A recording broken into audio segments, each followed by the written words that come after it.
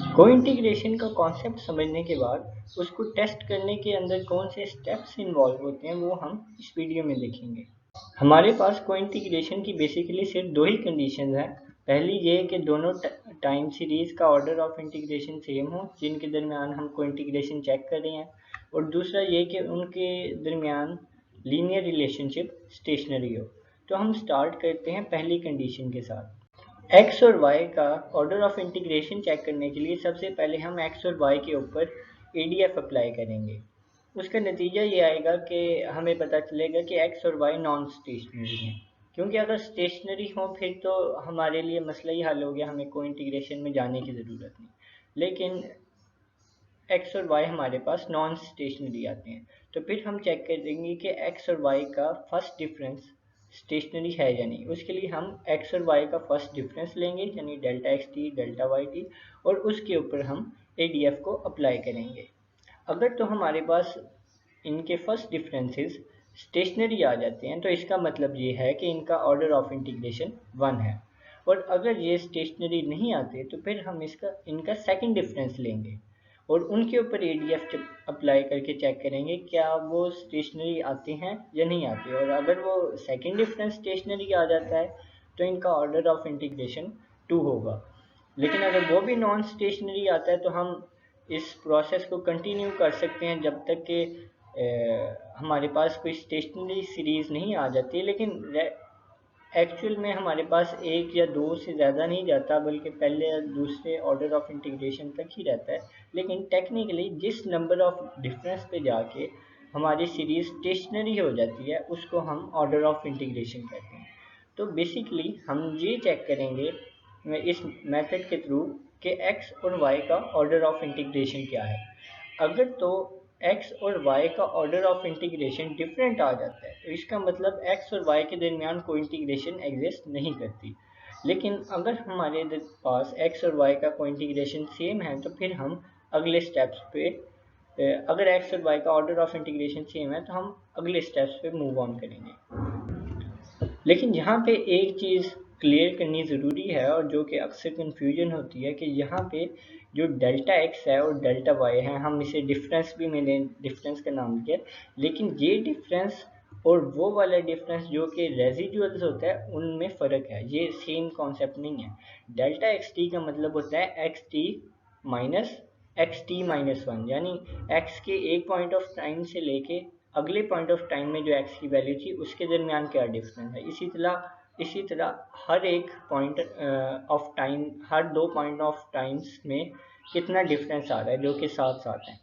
तो इस तरह से एक हमारे पास डेल्टा एक्स टी की सीरीज़ बन जाती है और डेल्टा वाई टी की सीरीज़ बन जाती है, जो कि डेल्टा वाई टी में जो है वाई टी माइनस वन को हम चेक कर रहे होते हैं।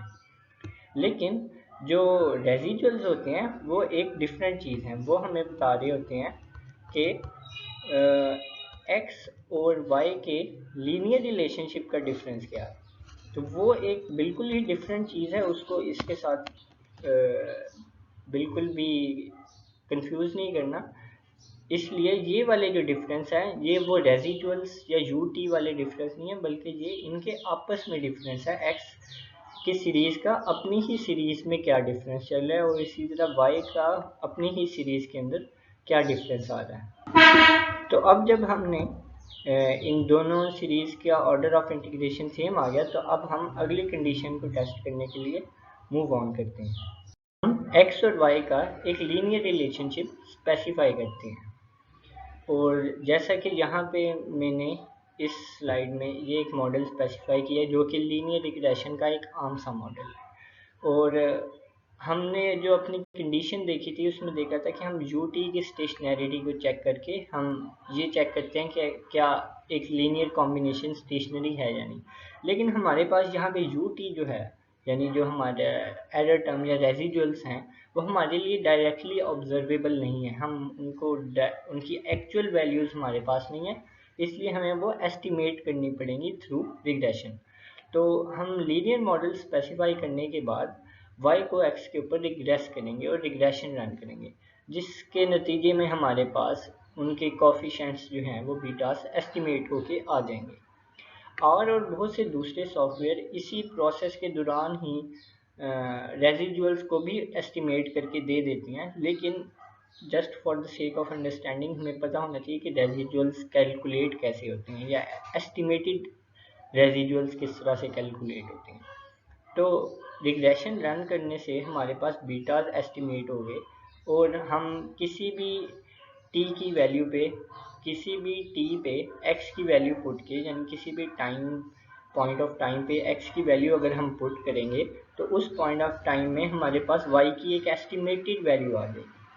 तो इस तरह से हम y की एस्टिमेटेड वैल्यूज़ का एक पूरी सीरीज़ कैलकुलेट कर सकते हैं। और इसके अलावा हमारे पास y की एक एक्चुअल वैल्यूज़ भी हैं जिसके ऊपर हमने रिग्रेशन रन की थी। तो अब हमारे पास y की एक एक्चुअल वैल्यू आ गई, एक्चुअल सीरीज़ आ गई जो कि उसकी एक्चुअल वैल्यूज़ थी, और एक y की एस्टिमेटेड वैल्यूज़ की एक सीरीज़ आ गई।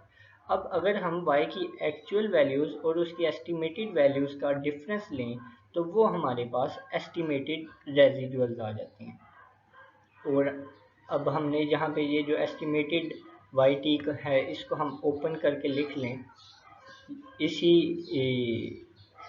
इक्वेशन को यहाँ पुट करके ओपन करें तो हमारे पास ये एक मिलती जुलती इक्वेशन बनती है जो कि हमने पहले देखी है, और ये बिल्कुल वही इक्वेशन है जो कि हमारे रेजिडुअल्स रिप्रेजेंट कर रहे हैं y और x के एक लीनियर रिलेशनशिप को।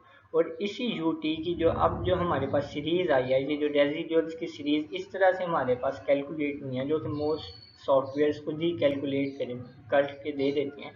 अब हम इस सीरीज़ पे, इस एस्टिमेटेड रेजिडुअल्स के सीरीज़ पे हम अपने स्टेशनैरिटी को चेक करेंगे। लेकिन यहाँ पे एक चीज़ को नोट करना बहुत ज़रूरी है कि यहाँ पे हमारे पास एस्टिमेटेड रेजिडुअल्स हैं, जबकि अगर हम अपनी ओरिजिनल कंडीशन को देखें तो हमने यहाँ पे ओरिजिनल रेजिडुअल्स को के ऊपर स्टेशनैरिटी को चेक करना था। तो यहाँ पे एक मामूली सा फ़र्क आ रहा है, हमारे पास हम रेजिडुअल की एस्टिमेटेड वैल्यूज़ को ही यूज़ करेंगे, लेकिन इसमें एक पॉइंट है जो कि अभी हम आगे जाके डिस्कस करेंगे, इसलिए ये चीज़ नोट करना बहुत ज़रूरी है। तो अब जबकि हमारे पास एस्टिमेटेड रेजिडुअल्स की एक सीरीज़ जनरेट होके आ गई है, अब हम आसानी से उसके ऊपर एडीएफ अप्लाई करके चेक कर सकते हैं कि क्या वो स्टेशनरी है या नहीं। एडीएफ की वीडियो में हमने देखा था कि डिकी फ्यूलर टेस्ट की सिंपलेस्ट फॉर्म ऑफ इक्वेशन कुछ इस तरह से है।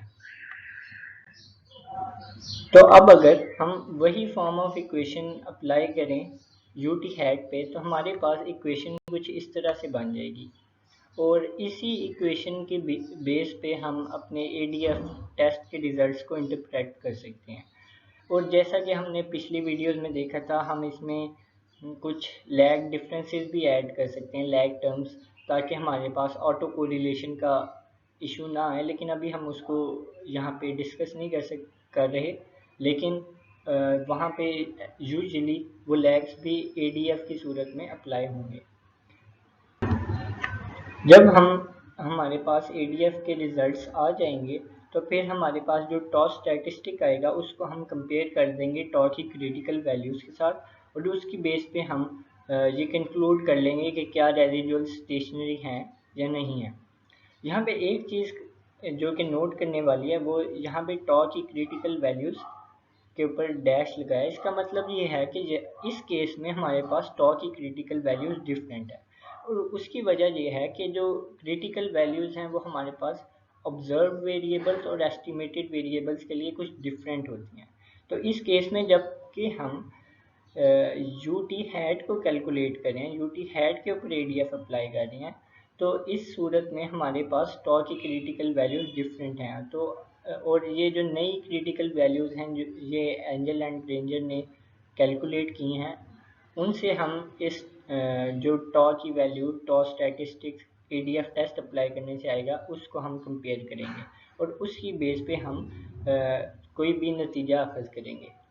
तो अगर तो हमारे पास यू टी नॉन स्टेशनरी आ जाता है, यानी हमारे रेजिडुअल्स या लीनियर कॉम्बिनेशन एक्स और वाई का नॉन स्टेशनरी है, तो हम कंक्लूड करेंगे कि हमारे एक्स और वाई के दरमियान कोई इंटीग्रेशन एग्जिस्ट नहीं करती। लेकिन अगर हमारे रेजिडुअल्स, हमारा लीनियर कॉम्बिनेशन स्टेशनरी निकल आता है, तो इसका मतलब है कि कोइंटीग्रेशन एग्जिस्ट करती है। हमारी अगली वीडियो का टॉपिक भी कोइंटीग्रेशन टेस्टिंग ही है, लेकिन एक छोटी मगर अहम मॉडिफिकेशन के साथ।